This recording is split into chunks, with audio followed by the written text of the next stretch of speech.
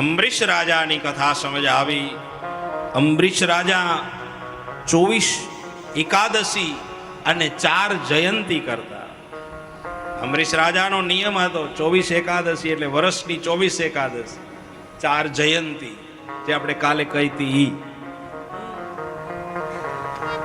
અને એકાદશી કરે અને એમાં એકાદશીના બીજે દિવસે એટલે કે 12ના દિવસે દુર્વાસા મુનિ એમની ઘરે પધાર્યા.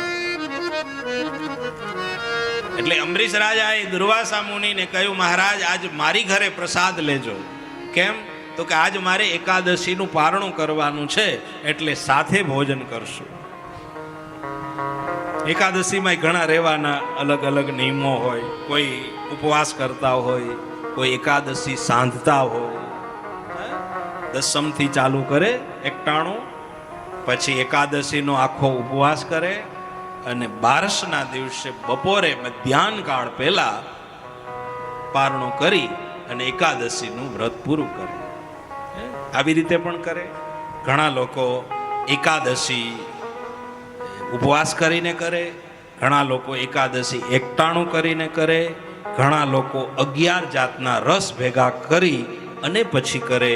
આમ બધા અલગ અલગ રીતે એકાદશી કરતા હોય છે.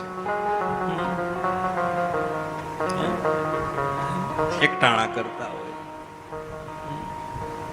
અને એ કોઈ ઉપવાસ કરતા હોય.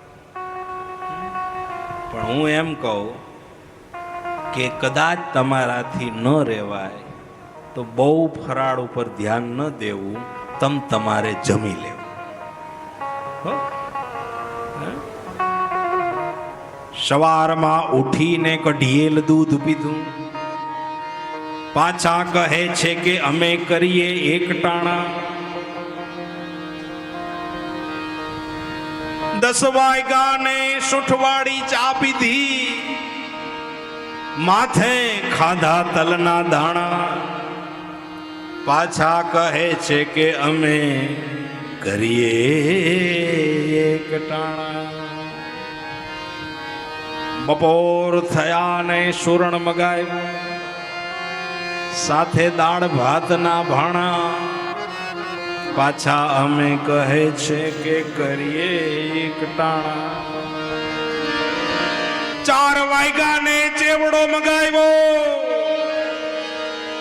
અને સાથે ખાધા પેંડાના ભાણા, પાછા અમે કહે છે કે કરીએ 1 ટાણા. રોજ કરતા ખર્ચ વૈધો,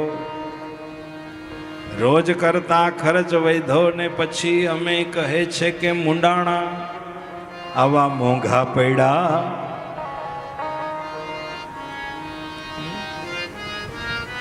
એટલે આવું બધું ના કરવું. તમારે ભોજન તમે કરી શકો છો.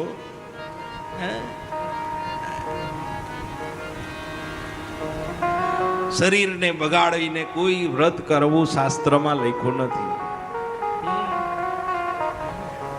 અને કદાચ તમારે વ્રત જ કરવું હોય તો અમુક એવા પણ નિયમો છે કે જેના દ્વારા પણ તમે વ્રત કરી શકો. ખાલી ભોજન ન લઈ અને વ્રત કરવું એવું નથી, પણ બીજા ઘણા બધા નિયમો છે કે જે તમે લઈ અને તમે વ્રત કરી શકો છો.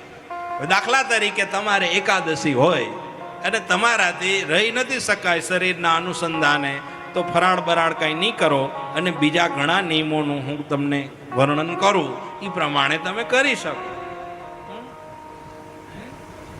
જ્યારે એકાદશી હોય ત્યારે એવું નક્કી કરો કે ભાઈ આજે હું 11 માલા કરીશ, આજે હું 1 ભાગવતનો પાઠ કરીશ, આજે હું 1 ગીતાનો અધ્યાય કરીશ, આજે હું ગાયને લીલું નાખીશ, આજે હું બાળકોને નાસ્તો કરાવું, ભોજન કરાવું. આવા બી ઘણા નિયમો છે કે જે તમે એકાદશીના અનુસંધાનમાં આવે છે.